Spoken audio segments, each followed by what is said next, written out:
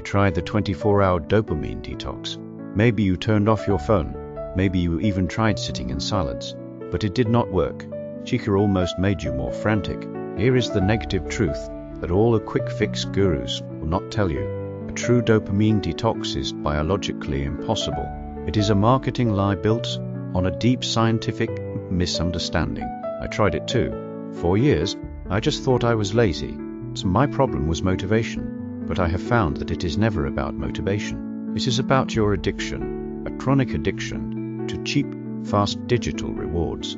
You are trading the slow, deep satisfaction of building something meaningful for the quick, empty sugar rush of an app notification. It is a terrible trade, and it takes you 23 minutes to recover from that single ping. We have to address the science instead.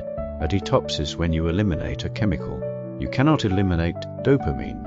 It is essential for life, movement, and thinking. The goal is not to purge it. The goal is to restore your sensitivity to what I call the slow dopamine rewards. Think of it this way. Your brain's receptors are dulled by constant, cheap sugar. To bring back the joy of a proper gourmet meal, you do not starve yourself for a day. You have to start eating slowly and mindfully. That is the science. It means substituting the tiny, constant hits of social media, gaming, and email with a sustained, deep reward of effort. That effort is called deep work. Most people fail at deep work because they use the wrong strategy. They try to fit a monastic routine into a journalistic life. It is like trying to build a skyscraper with the tools for a log cabin. It is just never going to work. You do not need another tip or trick. You need a philosophy. You need a specific framework tailored to your personality and your lifestyle. Otherwise, your shallow work will always win the battle. There are exactly 4 ways to structure your life around high-value work. Once you identify your profile, the game changes. This is the truth that separates the focused 5% from the exhausted 95%. The first philosophy is the monastic. This is for the writer, the researcher, the expert who needs long, unbroken periods of creation. They eliminate all shallow work. They disappear for weeks or months at a time. It is extreme, but if your work demands it, this is your zone. Next, you have the bimodal philosophy.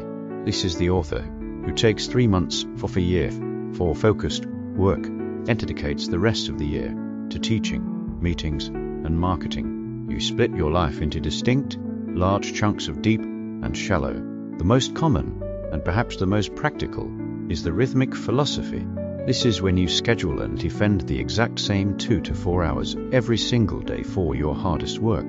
You are building a focus habit through relentless consistency.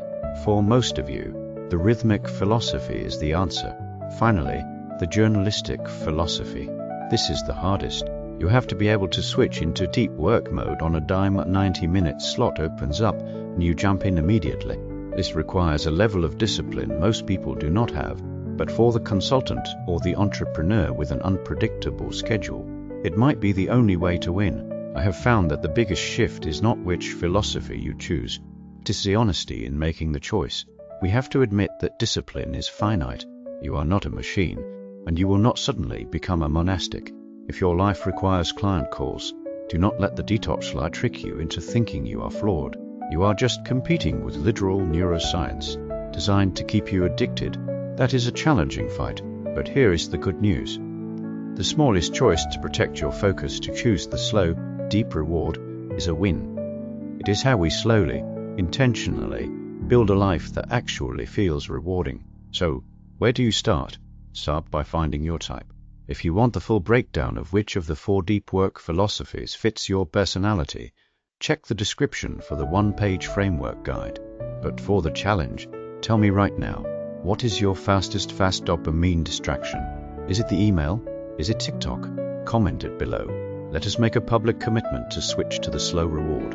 I will see you in the next one, when we talk about how to stop procrastinating after you have picked your philosophy.